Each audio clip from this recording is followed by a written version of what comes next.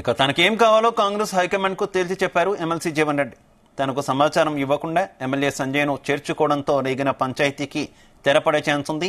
Telangana Congress incharge Deepa Das మున్షితో జీవన్ రెడ్డి భేటీ ముగిసింది. AICC chief Mallikarjuna Kharge, secretary KC వేణుగోపాల్తో భేటీకి జీవన్ రెడ్డిని తీసుకుని వెళ్లారు మంత్రి శ్రీధర్ బాబు. పీసీసీ పోస్ట్ లేదా మంత్రి పదవిలో ఒకటి ఇస్తామని హైకమాండ్ జీవన్ రెడ్డికి తెలిపింది.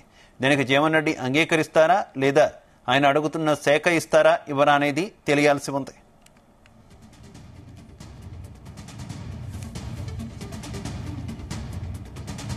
రెడ్డికి ఇదే విషయానికి సంబంధించి మరింత సమాచారం మా కరెస్పాండెంట్ గోపికృష్ణ అందిస్తారు. గోపి, జీవన్ రెడ్డి తనకి ఏం కావాలో అన్నదానికి సంబంధించి కాంగ్రెస్ హైకమాండ్ కి ఇప్పటికీ స్పష్టంగా తెలిపినట్టు తెలుస్తుంది. అసలు ఆయన ఏం డిమాండ్ చేస్తున్నారు?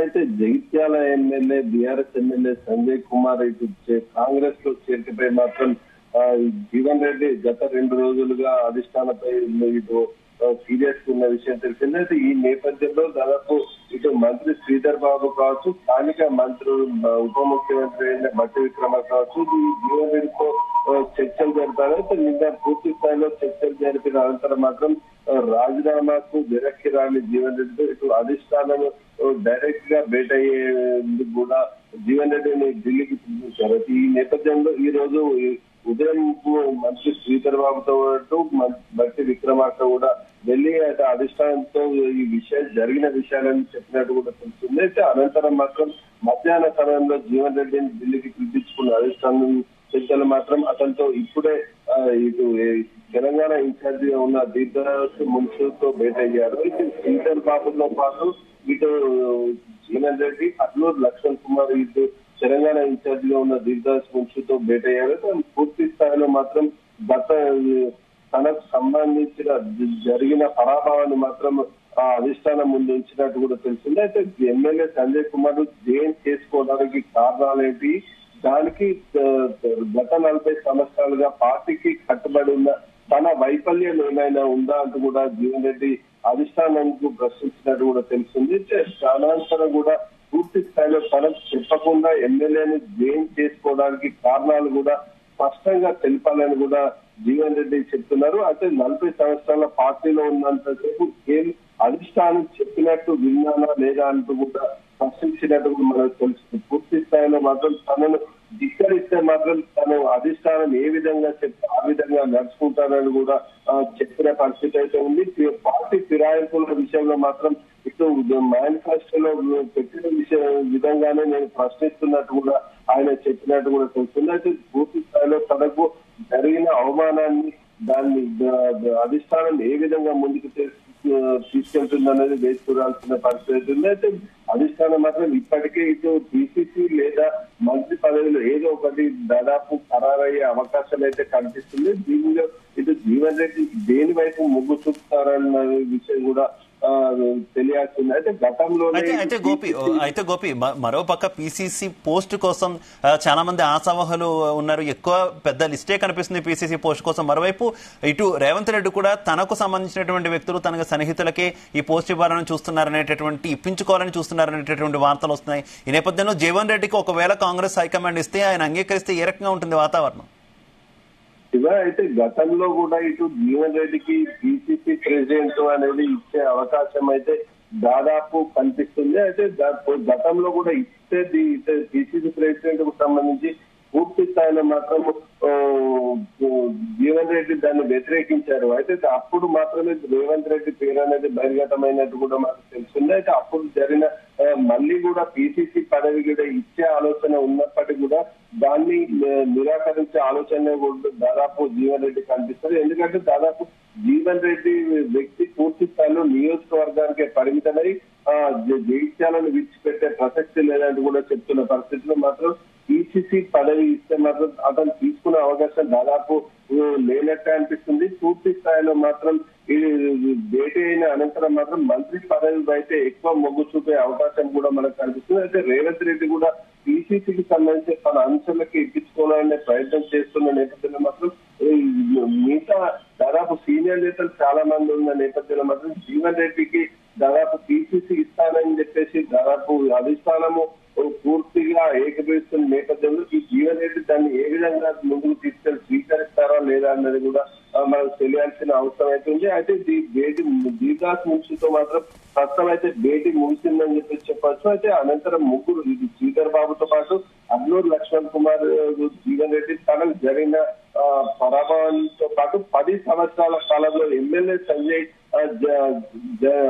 చేసిన వైఫల్యాలను కూడా అధిష్టానం ముందు ఉంచినట్టు కూడా మనకు సమాచారం అందుతుంది. అయితే 10 ఏళ్ల కాలంలో బీఆర్ఎస్ ప్రభుత్వంలో ఉన్న హయాంలో ఇటు సంజయ్ కాంగ్రెస్ నేతలపై చేసిన ఆరోపణలు కావచ్చు, ఈ కేసులు కావచ్చు, ఇతరత్ర వ్యక్తిగతంగా దూషణలు కావచ్చు, ఏదైనప్పటికీ కూడా పూర్తి స్థాయిలో కాంగ్రెస్ పట్టుకున్న నేతలపై అతను చేసిన వ్యాఖ్యలపై కూడా కేంద్రం అధిష్టానం దృష్టికి కూడా తీసి ముందుంచినట్టు కూడా మనకు సమాచారం అందుతుంది.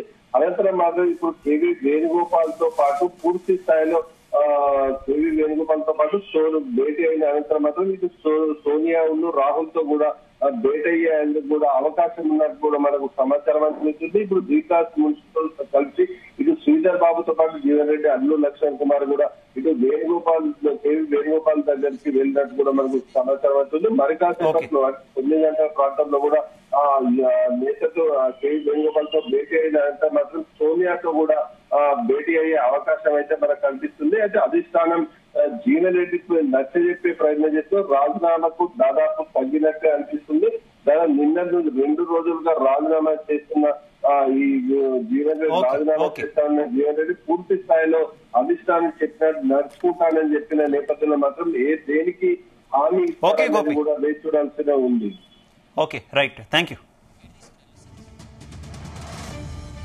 తనకేం కావాలో కాంగ్రెస్ హైకమాండ్ కు తేల్చి చెప్పారు ఎమ్మెల్సీ జీవన్ రెడ్డి. తనకు సమాచారం ఇవ్వకుండా ఎమ్మెల్యే సంజయ్ ను చేర్చుకోవడంతో రేగిన పంచాయతీకి తెరపడే ఛాన్స్ ఉంది. ఇక తెలంగాణ కాంగ్రెస్ ఇన్ఛార్జ్ దీపదాస్ మున్షితో జీవన్ రెడ్డి భేటీ ముగిసింది. AICC chief Mallikarjuna Kharge, secretary KC Venugopal తో భేటీకి జీవన్ రెడ్డిని తీసుకుని వెళ్లారు మంత్రి శ్రీధర్ బాబు. పోస్ట్ లేదా మంత్రి పదవిలో ఒకటి ఇస్తామని హైకమాండ్ జీవన్ రెడ్డికి తెలిపింది. దీనికి జీవన్ రెడ్డి అంగీకరిస్తారా లేదా ఆయన అడుగుతున్న శాఖ ఇస్తారా ఇవ్వరా అనేది తేలాల్సి ఉంది. ఇక ఇదే విషయానికి సంబంధించి మరింత సమాచారం మా కరెస్పాండెంట్ సతీష్ అందిస్తారు. సతీష్, ఏంటి జీవన్ రెడ్డి వ్యవహారం ఢిల్లీ వెళ్ళినా కూడా పూర్తిగా తేలట్లేదు, ఏం జరుగుతుంది అనుకోవాలి? ఎస్ శివ, ఎమ్మెల్సీ జీవన్ రెడ్డి ఎపిసోడ్ దాదాపు కొలికొచ్చినట్టుగా మనకు సమాచారం అందుతుంది. ఎందుకంటే కొద్దిసేపటి క్రితమే ఇటు రాష్ట్ర వ్యవహారాల ఇన్ఛార్జ్ దీపదాస్ మున్సితో ఇటు ఎమ్మెల్సీ జీవన్ రెడ్డితో పాటు మంత్రి శ్రీధర్ బాబు కూడా భేటీ అయ్యారు. దాదాపు ఈ భేటీ ½ వరకు కూడా కొనసాగింది. అయితే ఇటు బీఆర్ఎస్ ఎమ్మెల్యే సంజయ్ కుమార్ కాంగ్రెస్ లో చేయడం పట్ల కూడా ఎమ్మెల్సీ జీవన్ రెడ్డి తీవ్ర అసంతృప్తితో ఉన్నారు. ఈ నేపథ్యంలోనే తన ఎమ్మెల్సీ పదవికి రాజీనామా చేసేందుకు కూడా ఆయన సిద్ధపడ్డారు.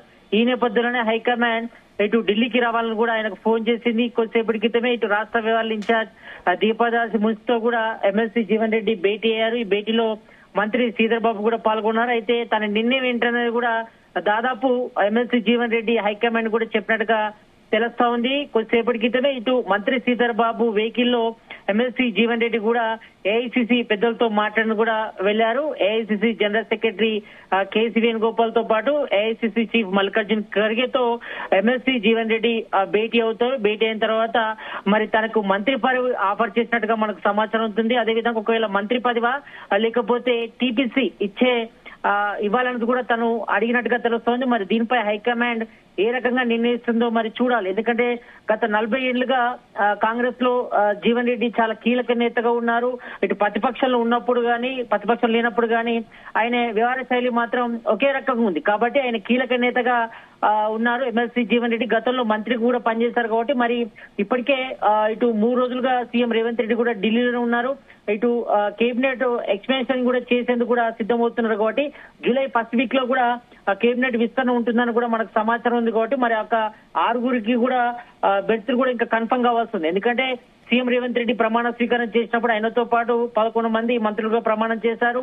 ఇంకా 6గురికి అవకాశం ఉంది. కాబట్టి మరి ఇందులో మరి ఎమ్మెల్సీ జీవన్ రెడ్డికి అవకాశం కల్పిస్తారా లేనిపై కూడా చర్చ అయితే కొనసాగుతుంది. మరి ఇప్పటికే ఎమ్మెల్సీ జీవన్ రెడ్డి అలాగైతే మానలేదు. ఆయనే మరి మంత్రి పదవి ఇస్తారా లేకపోతే టీపీసీ ఇస్తారనిపై కూడా చర్చ అయితే కొనసాగుతుంది.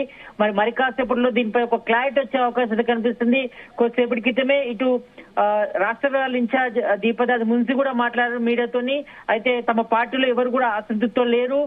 ఇటు ఇటు ఈ చర్చపై కూడా ఆమె మాట్లాడడానికి సిద్ధంగా లేరు. మరోవైపు ఎమ్మెల్సీ జీవన్ రెడ్డి కూడా మీడియాతో మాట్లాడని కూడా నిరాకరించారు. తను తర్వాత మాట్లాడతాను, ప్రజెంట్ అయితే మాత్రం ఎమ్మెల్సీ జీవన్ రెడ్డి మంత్రి శ్రీధర్ బాబు వెహికల్ లో ఏఐసిసి పెద్దల వద్దకు వెళ్లారు. కేసీ వేణుగోపాల్ తో ఇంట్లో ఆయనతో మాట్లాడిన తర్వాత హైకమాండ్ కూడా తన నిర్ణయం చెప్పిన తర్వాత మరి హైకమాండ్ ఏ నిర్ణయం తీసుకుంటున్నపై కూడా ఇటు పార్టీ వర్గాలు అయితే చర్చ అయితే కొనసాగుతుందని చెప్తున్నారు.